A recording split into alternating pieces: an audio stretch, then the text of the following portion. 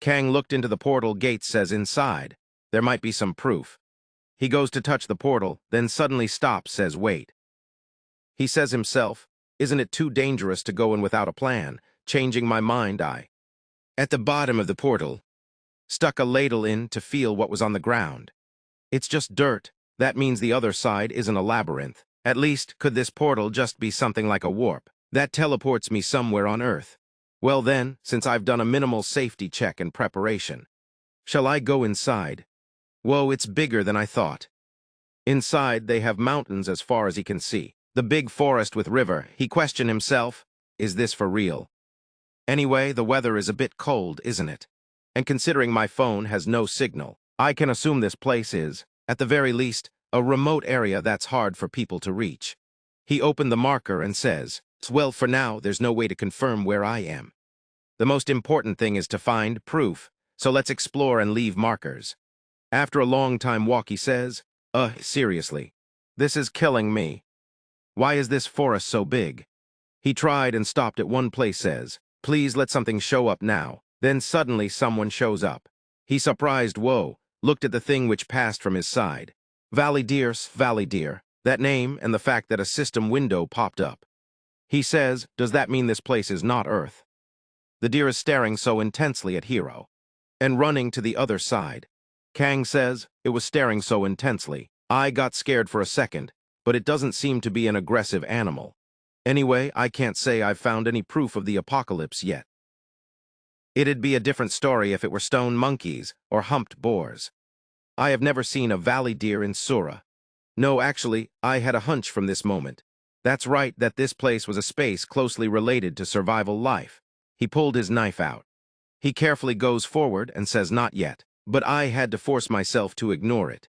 Nothing is certain, because I wanted to deny that a disaster was coming to humanity. But that hope was short-lived. I ended up finding it. The hero is looking at something. He looked at the tree where some fruit bear it. The system shows the item is sun apple. It's looking like the Kang knows what they are or looking for that fruit. He says to himself, it should be fine, right? Looks like our hero is going to eat the fruit. He bit the fruit. The system window pop-up announced your stamina has been slightly restored by the effect of the sun apple. Holy crap, the effect is exactly the same as the sun apple juice they sold in the game's cash shop. Haha, damn it, this pretty much confirms it. And on top of that, goblin droppings, asterisk area. Kang, let's just accept it now. The end is coming. Having turned my sense of déjà vu into certainty, I immediately left the portal and began to prepare. The first thing I did was take out the hard drive I'd stored away and review the early game footage. I just streamed and recorded because I liked the game. I can't believe it's being used like this.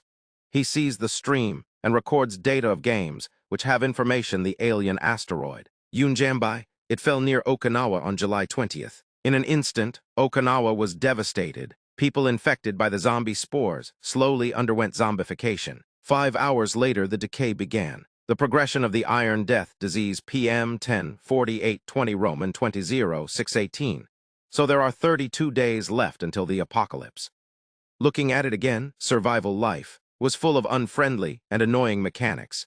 The most bullshit of them all was the Iron Death disease. It was a phenomenon that literally caused all metal to crumble away. It would sweep through areas infested with zombie spores like an aftershock 5 hours later, instantly reverting human civilization back to the Stone Age. Of course, the Iron Death disease does subside, depending on the region. The problem is that it takes anywhere from 6 months to a year. However, this catastrophic Iron Death disease was meaningless to me now. The trait I obtained is Private Portal.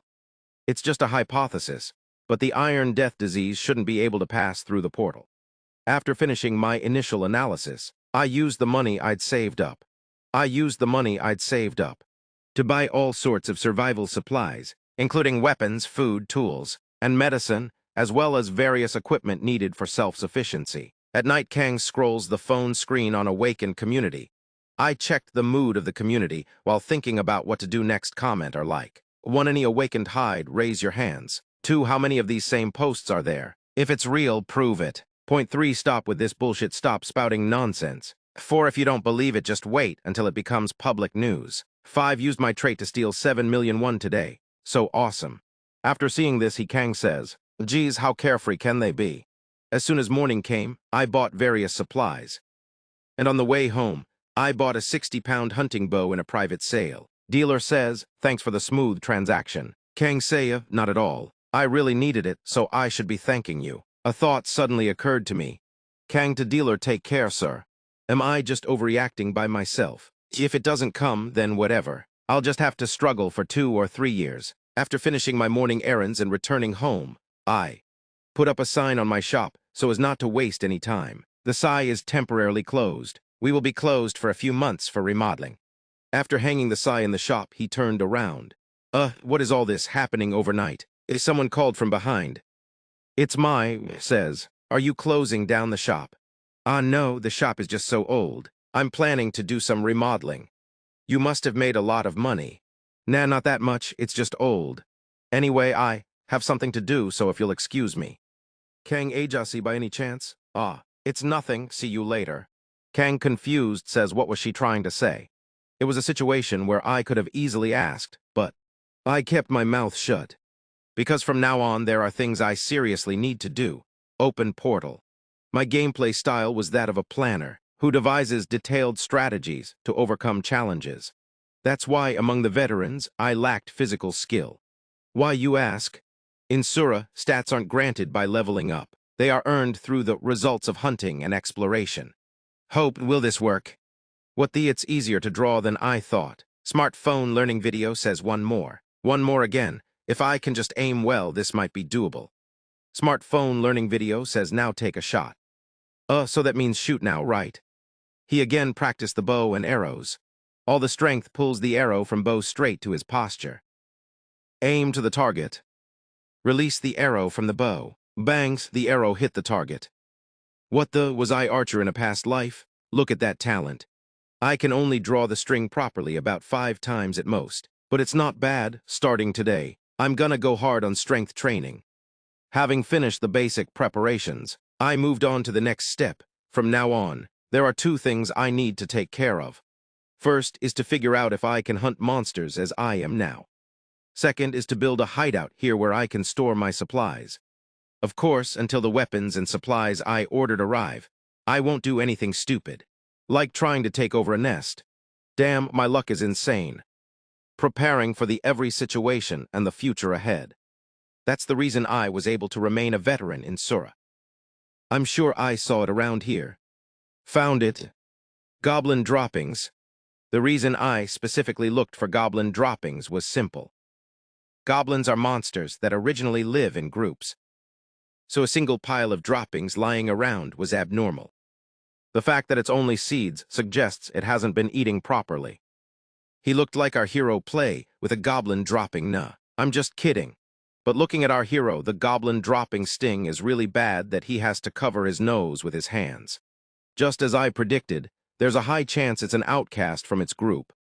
I have to find this guy, whatever it takes. It's not often you get a chance to test yourself in a real fight. Damn it, it's already starting to get dark. Still, hearing the wolves howl means I must be getting closer to the valley. It's a goblin, he hid on the behind of the tree. It looks creepily identical to the ones I saw in Sura. For reference, monster no. 1 goblin grade. Low-tier species, the goblin's main weapons are spears and poison darts. They especially enjoy incapacitating their opponents with paralyzing poison and tormenting them. This was also the very reason I chose a bow as my first weapon. He says himself, stay calm. He is preparing the bow to attack. It's an old goblin, and maybe because it was exiled, it's not carrying a poison dart or a spear. If I just don't get nervous or miss the enemy, my life is over. He says I can hunt it, then he shot the arrow. The arrow goes, but suddenly the goblin notices the arrow. Before it hit the target, goblin blocked the arrow by the hand. He says I was aiming for the head, but at least I hit it. I should press the advantage and go for one more. Damn it. Encounter attack by goblin threw stone to our hero. So you're a seasoned veteran, is that it? Our hero Kang pulled his knife to close combat. Goblins also take out his knife to close combat. Both look at each other and jump. Both weapon or clash each other. Kang stabbed to goblin head, but goblin dodge and counter attack. Goblin aims for his leg and hits it. Kang in pain says this bastard. He grabs the goblin and takes it downward on the ground. Then grab his weapon. Stuck the knife at the goblin chest. The goblins are dead. The system notified you have acquired 2 points. After defeating the goblin, Kang says, I did it. Haha, I did it. I really did it. His sights go to the drop which near him. In Pak he finds guaca powder and vegetable oil. In Sura, if you combine these two, I think it became an ointment. I should give it a try. Now I need to hurry and dig. In any case, it'll be dangerous if the group finds the body. And if I just leave it, it'll obviously turn into a bone creeper. Then suddenly, his sight goes to some fish in the river. Says, oh, a red trout. Wait, if this is a valley where red trout live. His face became plain like he saw the ghost. It looked like our hero remembered something. He turned around to curse himself, don't tell me. We see the creature with a big red eye which looks our hero. We see the massive creature standing behind our hero Kang. The system shows his name Owlbear. Kang says, I am screwed. So friends, let's meet in the next chapter until the apocalypse arrives.